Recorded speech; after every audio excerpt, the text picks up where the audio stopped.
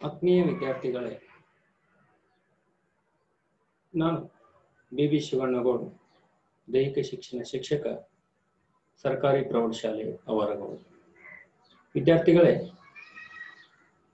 ಇವತ್ತಿನ ಅವಧಿಯಲ್ಲಿ ತಾತ್ವಿಕ ಭಾಗದಲ್ಲಿ ಬರ್ತಕ್ಕಂಥ ಬಾಸ್ಕೆಟ್ಬಾಲ್ ಆಟದ ಬಗ್ಗೆ ತಿಳಿದುಕೊಳ್ಳೋಣ.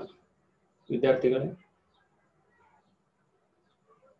ಇದಕ್ಕಿಂತ ಮುಂಚೆ ಅಥವಾ ಹಿಂದಿನ ತರಗತಿಯಲ್ಲಿ ಬಾಸ್ಕೆಟ್ಬಾಲ್ ಆಟದ ಇತಿಹಾಸ, ಬಾಸ್ಕೆಟ್ಬಾಲ್ ಆಟದ ಸಲಕರಣೆಗಳು, ಅಂಕಣದ ಪರಿಚಯ ಹಾಗೂ ನಿಯಮಗಳನ್ನು ತಿಳಿದುಕೊಂಡಿದ್ದೀರಿ. ಈಗ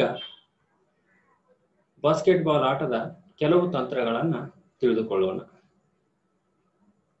ಬಾಸ್ಕೆಟ್ಬಾಲ್ ಆಟದಲ್ಲಿ ಬರ್ತಕ್ಕಂಥ ಫಲಿತಾಂಶಗಳು, ಬಾಸ್ಕೆಟ್ಬಾಲ್ ಆಟದಲ್ಲಿ ತಂತ್ರಗಳು, ಬಾಸ್ಕೆಟ್ಬಾಲ್ ಆಟಗಾರರಲ್ಲಿ ಇರಬೇಕಾದ ಗುಣಲಕ್ಷಣಗಳು, ಕ್ರೀಡಾ ಪ್ರಶಸ್ತಿಗಳು ಮತ್ತು ಪಂದ್ಯಾಟಗಳು. ಇಷ್ಟು ನಿಮ್ಮ ಬಾಸ್ಕೆಟ್ಬಾಲ್ ಆಟದಲ್ಲಿ ಬರ್ತಕ್ಕಂಥ ಫಲಿತಾಂಶಗಳು. ಮೊದಲನೇದಾಗಿ ಬಾಸ್ಕೆಟ್ಬಾಲ್ ಆಟದಲ್ಲಿ ಬರ್ತಕ್ಕಂಥ ತಂತ್ರಗಳನ್ನು ತಿಳಿದುಕೊಳ್ಳೋಣ. ಬಾಸ್ಕೆಟ್ಬಾಲ್ ಆಟದಲ್ಲಿ ಪ್ರಮುಖವಾಗಿ ನಾವು ಎರಡು ಪ್ರಕಾರದ ತಂತ್ರಗಳನ್ನು ಕಾಣಬಹುದು. ಒಂದು ಆಕ್ರಮಣಕಾರಿ ಆಟಗಾರರ ತಂತ್ರಗಳು ಹಾಗೂ ರಕ್ಷಣಾತ್ಮಕ ಆಟಗಾರರ ತಂತ್ರಗಳು. ಇಲ್ಲಿ ಮೊದಲನೇದಾಗಿ ನಾವು ಆಕ್ರಮಣಕಾರಿ ಆಟಗಾರರ ತಂತ್ರಗಳನ್ನು ನೋಡೋಣ.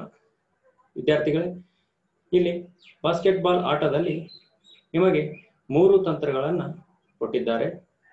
ಒಂದು screening, post play, fast break. ಈ 3 ತಂತ್ರಗಳು ನಿಮ್ಮ ಪಾಠದಲ್ಲಿ ಬರ್ತಕ್ಕಂಥದ್ದು. ಇವನ್ನ ಒಂದೊಂದಾಗಿ ತಿಳಿದುಕೊಳ್ಳೋಣ. ಮೊದಲನೇದಾಗಿ ಸ್ಕ್ರೀನಿಂಗ್.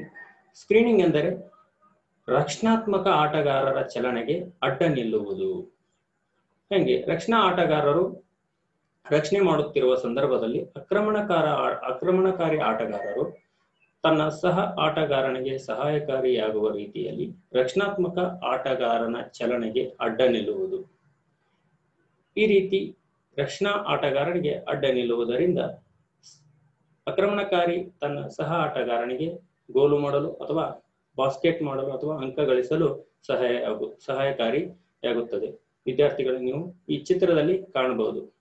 ಜರ್ಸಿ ನಂಬರ್ 5 ರಕ್ಷಣಾ ಆಟಗಾರನಿಗೆ ಅಡ್ಡ ನಿಲ್ತಕ್ಕಂಥದ್ದು. ಜರ್ಸಿ ನಂಬರ್ 2 ಆಟಗಾರ ಬಾಲನ್ನು ತೆಗೆದುಕೊಂಡು ಶೂಟ್ ಮಾಡಲು ಹೋಗ್ತಕ್ಕಂಥದ್ದನ್ನು ನೀವು ಕಾಣಬಹುದು.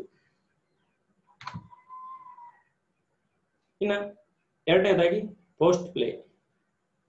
ಪೋಸ್ಟ್ ಪ್ಲೇ ತಂತ್ರದಲ್ಲಿ 2 ಪ್ರಕಾರಗಳನ್ನು ನಾವು ಕಾಣಬಹುದು. ಒಂದು ಹೈ ಪೋಸ್ಟ್ ಪ್ಲೇ ಹಾಗೂ ಎರಡನೇದಾಗಿ ಲೋ ಪೋಸ್ಟ್ ಪ್ಲೇ ಎಂದು.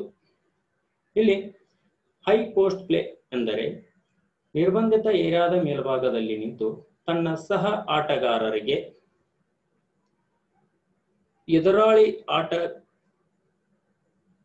ಎದುರಾಳಿ ತಂಡದವರಿಂದ ತಪ್ಪಿಸಿ ಯಶಸ್ವಿಯಾಗಿ ಬಾಸ್ಕೆಟ್ ಮಾಡಲು ಸಹಾಯಕಾರಿಯಾಗುವಂತೆ ಚೆಂಡನ್ನ ಪಾಸ್ ನೀಡುವುದಕ್ಕೆ ಹೈ ಪೋಸ್ಟ್ ಪ್ಲೇ ಎಂದು ಕರೆಯುತ್ತಾರೆ. ವಿದ್ಯಾರ್ಥಿಗಳಲ್ಲಿ ಬಾಸ್ಕೆಟ್ಬಾಲ್ ಆಕ್ರಮಣಕಾರಿ ಆಟಗಾರ ಶೂಟ್ ಮಾಡಲು ಹೋದಾಗ ರಕ್ಷಣಾತ್ಮಕ ಆಟಗಾರರು ತಡೆಯಲು ಅಥವಾ ರಕ್ಷಣೆ ಮಾಡಲು ಬಂದಾಗ ಅವರನ್ನು ತಪ್ಪಿಸಿ ತನ್ನ ಸಹ ಆಟಗಾರನಿಗೆ ಬಾಲನ್ನು ನೀಡುವುದಕ್ಕೆ ಹೈ ಪೋಸ್ಟ್ ಪ್ಲೇ ಅಂತ ಕರೀತಾರೆ. ಇಲ್ಲಿ ಎರಡನೇದಾಗಿ ಲೋ ಪೋಸ್ಟ್ ಪ್ಲೇ. ಇಲ್ಲಿ ನಿರ್ಬಂಧಿತ ಏರಿಯಾದ ಕೆಳಗಡೆ ಬಾಸ್ಕೆಟ್ ಹತ್ತಿರ ನಿಂತು ತನ್ನ ಸಹ ಆಟಗಾರನಿಗೆ ಅಥವಾ ತನ್ನ ಸಹ ಆಟಗಾರರಿಗೆ ಎದುರಾಳಿ ತಂಡದವರಿಂದ ತಪ್ಪಿಸಿ ಯಶಸ್ವಿಯಾಗಿ ಬಾಸ್ಕೆಟ್ ಮಾಡಲು ಸಹಾಯಕಾರಿಯಾಗುವಂತೆ ಚೆಂಡನ್ನು ಪಾಸ್ ನೀಡುವುದಕ್ಕೆ ಲೋ ಪೋಸ್ಟ್ ಪ್ಲೇ ಎನ್ನುತ್ತಾರೆ. ವಿದ್ಯಾರ್ಥಿಗಳ, ಇಲ್ಲಿ ರಿಸ್ಟ್ರಿಕ್ಟೆಡ್ ಏರಿಯಾ ಅಂತ ಕರೀತಾರೆ, ನಿರ್ಬಂಧಿತ ಪ್ರದೇಶ ಅಂತ ಕರೀತಾರೆ ಬಾಸ್ಕೆಟ್ಬಾಲ್ ನಲ್ಲಿ. ಅಲ್ಲಿ ಏರಿಯಾದ ಮೇಲ್ಭಾಗದಲ್ಲಿ ನಿಂತು ಪಾಸ್ ನೀಡುವುದಕ್ಕೆ ಹೈ ಪೋಸ್ಟ್ ಪ್ಲೇ ಅಂತ ಕರೀತಾರೆ. ಏರಿಯಾದ ಕೆಳಗಡೆ ಬಾಸ್ಕೆಟ್ ಹತ್ತಿರ ನಿಂತು ನೀಡುವುದಕ್ಕೆ ಬಾಲನ್ನ ಪಾಸ್ ನೀಡುವುದಕ್ಕೆ ಲೋ ಪೋಸ್ಟ್ ಪ್ಲೇ ಅಂತ ಕರೆಯುತ್ತಾರೆ. ಇನ್ನ ಮೂರನೆಯ ತಂತ್ರ ಫಾಸ್ಟ್ ಬ್ರೇಕ್. ಫಾಸ್ಟ್ ಬ್ರೇಕ್ ಎಂದರೆ ಆಕ್ರಮಣಕಾರರ ಆಕ್ರಮಣವು ವಿಫಲವಾದಾಗ ಅವರು ತಮ್ಮ ತಮ್ಮ ರಕ್ಷಣಾತ್ಮಕ ಸ್ಥಳದಲ್ಲಿ ಅಥವಾ ವಲಯದಲ್ಲಿ ಸೆಟ್ ಆಗುವ ಮುನ್ನ ಬಾಲನ್ನು ವೇಗವಾಗಿ ಮುಂದೆ ಸಾಗಿಸುವುದಕ್ಕೆ ಫಾಸ್ಟ್ ಬ್ರೇಕ್ ಎನ್ನುವರು. ಈ ತಂತ್ರವು ವ್ಯಕ್ತಿ ರಕ್ಷಣೆಯಲ್ಲಿ ಆಡುವಾಗ ಅನುಕೂಲಕರವಾಗಿರುತ್ತದೆ. ಇಷ್ಟು ಬಾಸ್ಕೆಟ್ಬಾಲ್ ಆಟದಲ್ಲಿ ಬರ್ತಕ್ಕಂಥ ಆಕ್ರಮಣಕಾರಿ ತಂತ್ರಗಳು. ಇನ್ನು ಬಾಸ್ಕೆಟ್ಬಾಲ್ ಆಟದಲ್ಲಿ ಬರ್ತಕ್ಕಂಥ ರಕ್ಷಣಾತ್ಮಕ ತಂತ್ರಗಳು. ಇಲ್ಲಿ ಪ್ರಮುಖವಾಗಿ ನಾವು ಎರಡು ತಂತ್ರಗಳನ್ನ ನೋಡಬಹುದು ವಿದ್ಯಾರ್ಥಿಗಳೇ. ಮೊದಲನೇದಾಗಿ ವಲಯ ರಕ್ಷಣೆ ಅಂದ್ರೆ ಜೋನ್ ಡಿಫೆನ್ಸ್ ಅಂತ ಕರೆಯುತ್ತಾರೆ. ಎರಡನೇದಾಗಿ ವ್ಯಕ್ತಿ ರಕ್ಷಣೆ ಮ್ಯಾನ್ ಟು ಮ್ಯಾನ್ ಡಿಫೆನ್ಸ್ ಅಂತ ಕರೆಯುತ್ತಾರೆ. ಇಲ್ಲಿ ವಲಯ ರಕ್ಷಣೆ ಅಂದರೆ ಪ್ರತಿಯೊಬ್ಬ ರಕ್ಷಣಾ ಆಟಗಾರನು ತನಗೆ ನಿಗದಿಪಡಿಸಿದ ವಲಯದಲ್ಲಿ ಚೆಂಡನ್ನು ಅನುಸರಿಸುತ್ತಾ ರಕ್ಷಣೆ ಮಾಡುವುದಾಗಿರುತ್ತದೆ. ಇಲ್ಲಿ ಎದುರಾಳಿಗಳನ್ನು ಹಿಂಬಾಲಿಸುವ ಬದಲು ಚೆಂಡನ್ನು ಆಡುವ ಕಡೆಗೆ ಗಮನ ಹರಿಸಬೇಕಾಗುತ್ತದೆ. ಅಂದರೆ ಅಲ್ಲಿ ವ್ಯಕ್ತಿ ರಕ್ಷಣೆಯಲ್ಲಿ ಗಿಂತ ಇಲ್ಲಿ ವಲಯ ರಕ್ಷಣೆ ಅಥವಾ ಅವರಿಗೆ ನಿಗದಿಪಡಿಸಿದ ವಲಯ ಪ್ರಮುಖವಾಗಿದ್ದು, ಆ ವಲಯದಲ್ಲಿ ಬಂದಂತ ಚೆಂಡನ್ನ ಮಾತ್ರ ಅಥವಾ ಬಂದಂತ ಆಕ್ರಮಣಕಾರಿ ಆಟಗಾರರನ್ನ ಮಾತ್ರ ಅವ್ರೇನ್ ಮಾಡಬೇಕಾಗಿರುತ್ತದೆ, ರಕ್ಷಣೆ ಮಾಡಬೇಕಾಗಿರುತ್ತದೆ. ಇಲ್ಲಿ ವಲಯಗಳು ಮುಖ್ಯವಾಗಿರುತ್ತವೆ. ಇನ್ನ ವ್ಯಕ್ತಿ ರಕ್ಷಣೆ ಮ್ಯಾನ್ ಟು ಮ್ಯಾನ್ ಡಿಫೆನ್ಸ್. ಪ್ರತಿಯೊಬ್ಬ ರಕ್ಷಣಾ ಆಟಗಾರರು ಒಬ್ಬೊಬ್ಬ ಆಕ್ರಮಣಕಾರಿ ಆಟಗಾರರನ್ನ ಅಥವಾ ಆಟಗಾರರ ಜವಾಬ್ದಾರಿಯನ್ನ ತೆಗೆದುಕೊಂಡು ರಕ್ಷಣೆ ಮಾಡುವುದಾಗಿರುತ್ತದೆ. ಇಲ್ಲಿ ಒಬ್ಬ ರಕ್ಷಣಾ ಆಟಗಾರ ಅವನ ಸಾಮರ್ಥ್ಯಕ್ಕೆ ತಕ್ಕಂತ ಆಟಗಾರರನ್ನ ತೆಗೆದುಕೊಂಡು ಆ ಆಕ್ರಮಣಕಾರಿ ಆಟಗಾರರನ್ನ ತಡೆಯುವುದು. ಅವರ ಹತ್ತಿರ ಬಾಲ್ ಇದ್ದರೆ ಬಾಲನ್ನ ಬೇರೆಯವರಿಗೆ ಪಾಸ್ ನೀಡದಂತೆ ಅಥವಾ ಗೋಲ್ ಮಾಡದಂತೆ ಅಥವಾ ಇದು ಬಾಸ್ಕೆಟ್ ಮಾಡದಂತೆ ತಡೆಯುವುದಾಗಿರುತ್ತದೆ. ಅಥವಾ ಅವನ ಹತ್ತಿರ ಬಾಲ್ ಇಲ್ಲದೆ ಇದ್ದಾಗ ಅವನ ಹತ್ತಿರ ಬಾಲ್ ಬರದಂತೆ ತಡೆಯುವುದು. ಇಲ್ಲಿ ವ್ಯಕ್ತಿ ಅವರ ಸಾಮರ್ಥ್ಯಕ್ಕೆ ತಕ್ಕಂತ ವ್ಯಕ್ತಿಯನ್ನ ಅಥವಾ ಆಟಗಾರರನ್ನ ಆಕ್ರಮಣಕಾರಿ ಆಟಗಾರರನ್ನ ಫಾಲೋ ಮಾಡಬೇಕಾಗಿರುತ್ತದೆ, ಬೆನ್ನಟ್ಟಬೇಕಾಗಿರುತ್ತದೆ. ಇಲ್ಲಿ ವ್ಯಕ್ತಿ ರಕ್ಷಣೆ ವಲಯ ರಕ್ಷಣೆ ಪ್ರಮುಖವಾಗಿರುವುದಲ್ಲ, ಆ ವ್ಯಕ್ತಿ ಯಾವ ವ್ಯಕ್ತಿಯ ಜವಾಬ್ದಾರಿಯನ್ನ ತೆಗೆದುಕೊಂಡಿರುತ್ತಾರೆ ಆ ವ್ಯಕ್ತಿಯನ್ನ ರಕ್ಷಣೆ ಮಾಡುವುದು ಇಲ್ಲಿ ಮುಖ್ಯವಾಗಿರುತ್ತದೆ. ಇಷ್ಟು ಆಕ್ರಮಣಕಾರಿ ಮತ್ತು ರಕ್ಷಣಾತ್ಮಕ ಆಟಗಾರರ ತಂತ್ರಗಳು.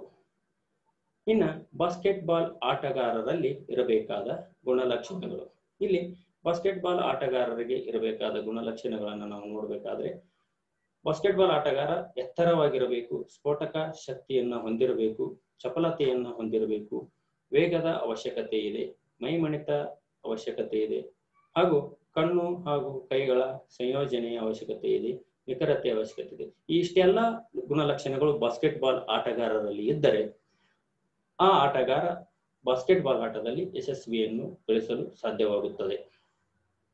ಇಲ್ಲಿ ಎತ್ತರದ ನಿಲುವನ್ನ ಯಾಕೆ ಹೊಂದಿರಬೇಕು ಅಂದ್ರೆ, ಬಾಸ್ಕೆಟ್ಬಾಲ್ ಆಟದಲ್ಲಿ ಬಾಸ್ಕೆಟ್ ಎತ್ತರದಲ್ಲಿ ಇರುತ್ತದೆ. ಹೀಗಾಗಿ ಬಾಸ್ಕೆಟ್ ಮಾಡಲು ಅಥವಾ ಬಾಸ್ಕೆಟ್ ಮಾಡಿದಂತ ಬಾಲ್ ರಿಬೌಂಡ್ ಆಗಿ ಮರಳಿ ಬರ್ತಕ್ಕಂಥ ಬಾಲನ್ನ ಕಲೆಕ್ಟ್ ಮಾಡಲು ಹಾಗೂ ವ್ಯಕ್ತಿಯನ್ನ ರಕ್ಷಣೆ ಮಾಡಲು ಅಥವಾ ಗೋಲ್ ಆಗದಂತೆ ತಡೆಯಲು ಎತ್ತರದ ನಿಲುವನ್ನ ಹೊಂದಿರಬೇಕು. ಇನ್ನ ಸ್ಫೋಟಕ ಶಕ್ತಿ ಅವಶ್ಯಕವಾಗಿ ಬೇಕು. ಸ್ಫೋಟಕ ಶಕ್ತಿ ಯಾಕೆ ಬೇಕು ಅಂದರೆ, ಬಾಸ್ಕೆಟ್ಬಾಲ್ ಆಟಗಾರರು ಲೇಅಪ್ ಶೂಟ್ ಮಾಡಲು ಅಥವಾ ಜಂಪ್ ಶೂಟ್ ಮಾಡಲು ಅಥವಾ ರಿಬೌಂಡ್ ಆಗಿ ಮರಳಿ ಬರ್ತಕ್ಕಂಥ ಬಾಲನ್ನ ಜಂಪ್ ಮಾಡಿ ಹಿಡಿದುಕೊಳ್ಳಲು ಸ್ಫೋಟಕತ್ವದ ಅವಶ್ಯಕತೆ ಇದೆ. ಇನ್ನ ಚಪಲತೆ. ಬಾಸ್ಕೆಟ್ಬಾಲ್ ಆಟದಲ್ಲಿ ಆಟಗಾರರು ಮೈದಾನದ ತುಂಬ ಓಡಾಡಬೇಕಾಗಿರುವುದರಿಂದ ಅಥವಾ ಆಕ್ರಮಣಕಾರಿ ಆಟಗಾರರು ಬಾಲನ್ನ ತೆಗೆದುಕೊಂಡು ಬಾಸ್ಕೆಟ್ ಮಾಡಲು ಹೋಗುತ್ತಿರುವಾಗ ಅವರನ್ನ ತಡೆಯಲು ರಕ್ಷಣಾತ್ಮಕ ಆಟಗಾರರಿಗೆ ಚಪಲತೆ ಬೇಕು. ಹಾಗೂ ರಕ್ಷಣಾತ್ಮಕ ಆಟಗಾರರು ಆಕ್ರಮಣಕಾರಿ ಆಟಗಾರರನ್ನ ತಡೆಯಲು ಹೋಗುತ್ತಿರುವಾಗ ಅವರನ್ನ ತಪ್ಪಿಸಿ ಗೋಲ್ ಮಾಡಲು ಹೋಗಲು ಅಥವಾ ಬಾಸ್ಕೆಟ್ ಮಾಡಲು ಅಂಕ ಗಳಿಸಲು ಬಾಲನ್ನ ತೆಗೆದುಕೊಂಡು ಹೋಗಲು ಆಕ್ರಮಣಕಾರಿ ಆಟಗಾರರಿಗೆ ಚಪಲತೆಯ ಅವಶ್ಯಕತೆ ಇದೆ. ಹಾಗೂ ಇನ್ನ ವೇಗದ ಅವಶ್ಯಕತೆ. ಬಾಸ್ಕೆಟ್ಬಾಲ್ ಆಟಗಾರರಿಗೆ ವೇಗದ ಅವಶ್ಯಕತೆ ಯಾಕೆ ಬೇಕಂದ್ರೆ, ಬಾಲನ್ನ ತೆಗೆದುಕೊಂಡು ಹೋಗಲು ಹಾಗೂ ಅಂಕ ಗಳಿಸಲು ಅಥವಾ ಬಾಸ್ಕೆಟ್ ಮಾಡಲು ಬಾಸ್ಕೆಟ್ಬಾಲ್ ಆಟಗಾರರಿಗೆ ವೇಗದ ಅವಶ್ಯಕತೆ ಇದೆ. ಮೈ ಮಣಿತದ ಅವಶ್ಯಕತೆ. ಬಾಸ್ಕೆಟ್ಬಾಲ್ ಆಟದಲ್ಲಿ ಮೈ ಮಣಿತದ ಅವಶ್ಯಕತೆ ಯಾಕೆ ಬೇಕೆಂದ್ರೆ, ಆಟಗಾರರು ಪಾಸ್ ನೀಡಿದಂತ ಬಾಲನ್ನ ತೆಗೆದುಕೊಳ್ಳಲು ಹಾಗೂ ಗೋಲ್ ಮಾಡಲು ಅಥವಾ ಬಾಸ್ಕೆಟ್ ಮಾಡಲು, ಅಂಕ ಗಳಿಸಲು ಹಾಗೂ ರಕ್ಷಣಾತ್ಮಕ ಆಟಗಾರರ ರಕ್ಷಣೆಯಿಂದ ತಪ್ಪಿಸಿ ಪಿವೋಟ್ ಮಾಡಿ ಬಾಲನ್ನ ತೆಗೆದುಕೊಂಡು ಹೋಗಲು ಮೈಮಣಿತ ಅವಶ್ಯಕವಾಗಿ ಬೇಕು. ಇನ್ನು ಕಣ್ಣು ಹಾಗೂ ಕೈಗಳ ಸಂಯೋಜನೆ. ಬಾಸ್ಕೆಟ್ಬಾಲ್ ಆಟಗಾರರಲ್ಲಿ ಕಣ್ಣು ಹಾಗೂ ಕೈಗಳ ಸಂಯೋಜನೆ ಯಾಕೆ ಬೇಕೆಂದರೆ, ಬಾಸ್ಕೆಟ್ಬಾಲ್ ಆಟಗಾರರು ಬಾಸ್ಕೆಟ್ ಬಾಲ್ ಅನ್ನ ತೆಗೆದುಕೊಂಡು ಹೋಗಲು ಡ್ರಿಬಲ್ ಮಾಡುತ್ತಾ ಬಾಲ್ ಅನ್ನ ತೆಗೆದುಕೊಂಡು ಹೋಗಿ ಬಾಸ್ಕೆಟ್ ಮಾಡಲು ಹಾಗೂ ಎದುರಾಳಿಗಳು ರಕ್ಷಣೆ ಮಾಡಲು ಬರ್ತಕ್ಕಂಥ ಆಟಗಾರರನ್ನ ತಪ್ಪಿಸಿ ತಮ್ಮ ಸಹ ಆಟಗಾರರಿಗೆ ಪಾಸ್ ನೀಡಲು, ಹೀಗೆ ಆಟಗಾರರು ಆಟದುದ್ದಕ್ಕೂ ಈ ರೀತಿ ಕೌಶಲ್ಯಗಳನ್ನ ಪ್ರದರ್ಶನ ಮಾಡಬೇಕಾಗಿರುವುದರಿಂದ ಕಣ್ಣು ಹಾಗೂ ಕೈಗಳ ಸಂಯೋಜನೆ ಅವಶ್ಯಕವಾಗಿ ಬೇಕು. ಇನ್ನ ನಿಖರತೆ. ಬಾಸ್ಕೆಟ್ಬಾಲ್ ಆಟಗಾರರಲ್ಲಿ ನಿಖರತೆ, ಬಾಸ್ಕೆಟ್ ಮಾಡಲು ಹಾಗೂ ತಮ್ಮ ಸಹ ಆಟಗಾರರಿಗೆ ಪಾಸ್ ನೀಡಲು ನಿಖರತೆಯ ಅವಶ್ಯಕತೆ ಇದೆ. ಇಷ್ಟು ಬಾಸ್ಕೆಟ್ಬಾಲ್ ಆಟಗಾರರಲ್ಲಿ ಇರಬೇಕಾದ ಗುಣಲಕ್ಷಣಗಳು. ಮುಂದೇನದಾಗಿ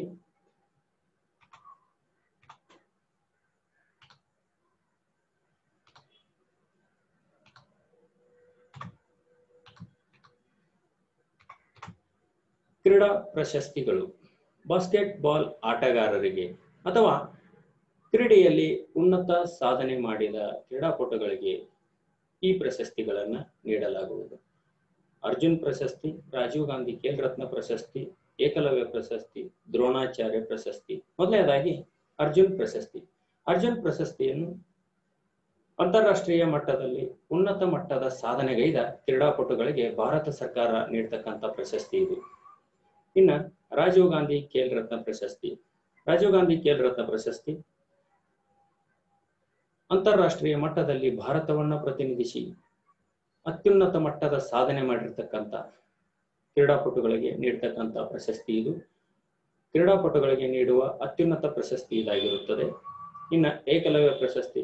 ಈ ಪ್ರಶಸ್ತಿಯನ್ನ ಕರ್ನಾಟಕ ರಾಜ್ಯದಲ್ಲಿ ಉನ್ನತ ಸಾಧನೆ ಮಾಡಿದ ಕ್ರೀಡಾಪಟುಗಳಿಗೆ ಈ ಪ್ರಶಸ್ತಿಯನ್ನ ನೀಡಲಾಗುವುದು. ದ್ರೋಣಾಚಾರ್ಯ ಪ್ರಶಸ್ತಿ.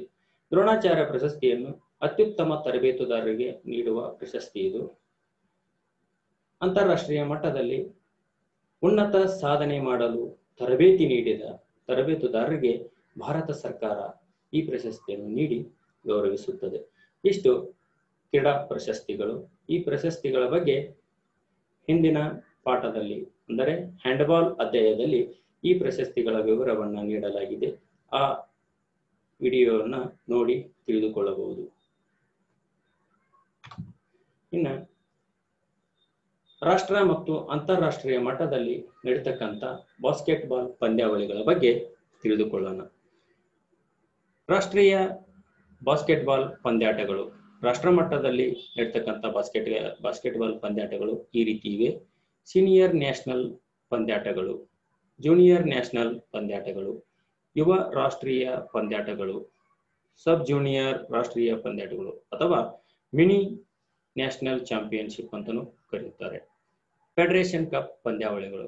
ಇಷ್ಟು ಪಂದ್ಯಾಟಗಳನ್ನ ರಾಷ್ಟ್ರ ಮಟ್ಟದಲ್ಲಿ ಬಾಸ್ಕೆಟ್ಬಾಲ್ ಪಂದ್ಯಾವಳಿಗಳನ್ನ ನಡೆಸಲಾಗುವುದು. ಇನ್ನು ಅಂತಾರಾಷ್ಟ್ರೀಯ ಬಾಸ್ಕೆಟ್ಬಾಲ್ ಪಂದ್ಯಾಟಗಳು.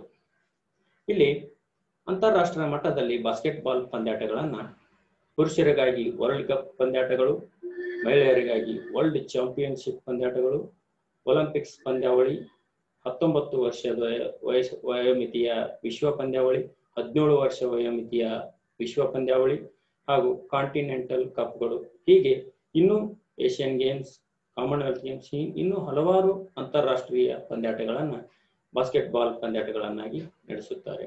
ಇಷ್ಟು ವಿದ್ಯಾರ್ಥಿಗಳೇ ನಿಮ್ಮ ಬಾಸ್ಕೆಟ್ಬಾಲ್ ಅಧ್ಯಾಯದಲ್ಲಿ ಬರ್ತಕ್ಕಂಥ ಪಂದ್ಯಾಟಗಳು. ಧನ್ಯವಾದಗಳು.